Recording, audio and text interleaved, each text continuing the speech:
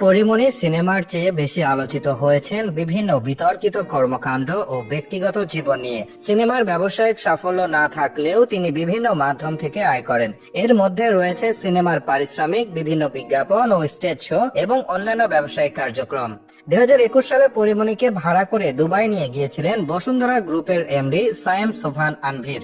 এরপরে তিনি অভিনেত্রীকে সাপ্লাই দিয়েছিলেন সাবেক এমপি HTM ইকবালের কাছে। সেখান থেকে গিয়ে শেখ হাসিনার মেয়ে সাইমা ওয়াজেদ পুতুলের তৎকালীন স্বামী খন্দকার মাসরুর হোসেন মিতুর সাথে একটি হোটেলে একান্তে সময় কাটিয়েছিলেন পরী। আর এই কারণে তার উপর ক্ষিপ্ত হয়েছিলেন শেখ হাসিনা। সুযোগ বুঝে এই নায়িকাকে গ্রেফতার করার নির্দেশ দিয়েছেন আইন শৃঙ্খলা বাহিনীকে।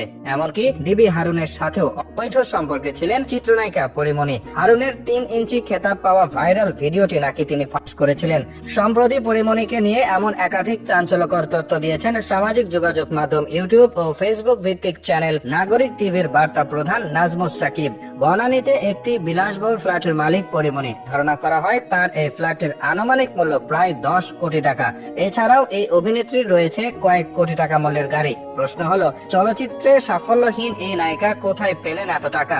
টাকার জন্য এমন কোনো জঘন্য কাজ নেই যা পরীমনি করতে পারেন না, যার প্রমাণ মেলে 2021 সালে করা তার দুবাই সফরে। নাজমুস সাকিবের দাবি, পরীমনিকে ভাড়া করে দুবাই নিয়ে গিয়েছিলেন বসুন্ধরা গ্রুপের এমডি সায়েম সোবহান আনভীর। মোটা অঙ্কের টাকার বিনিময়ে সেখানে একাধিক পুরুষের সাথে একান্তে সময় কাটিয়েছেন এই অভিনেত্রী। আনভীরকে খুশি করার পর তার ব্যক্তিগত ইয়টে এই নায়িকা লাঞ্চ করেছিলেন সাবেক এমপি HTM ইকবালের সাথে। গোপনে বেশ কিছু ছবিও তুলে রেখেছিলেন আনভীর। এমনকি আনভীরের ইয়টে পরীমনি নিজেই তুলেছিলেন একাধিক ছবি, যার কয়েকটি তিনি নিজে তার ফেসবুকেও আপলোড করেছিলেন।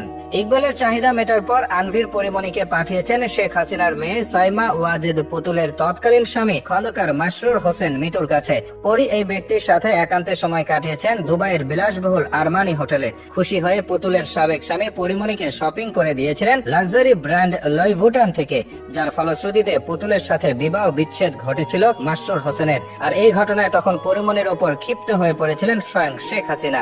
আইন শৃঙ্খলা বাহিনীকে নির্দেশ দিয়েছেন সুযোগ পেলেই অভিনেত্রীকে আটক করতে।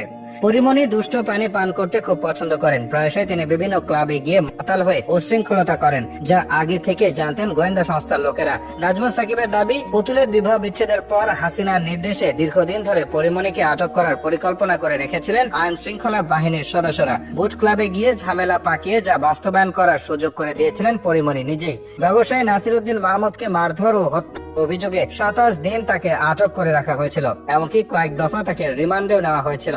এ সময় পরীমনির মামলার তদন্তের দায়িত্ব পড়েছিল পুলিশ কর্মকর্তা শাকলাইনের উপর। তদন্ত রিপোর্টকে নিজের পক্ষে নিতে শাকলাইনের সাথেও প্রেমের অভিনয় করেছিলেন পরী। নাজমুস সাকিব জানান, ডিবি হারুনের সাথে দীর্ঘদিন অবৈধ সম্পর্কে ছিলেন পরীমনি। সে সময় হারুন নিয়মিত পরীর সাথে ভিডিও কলে কথা বলতেন।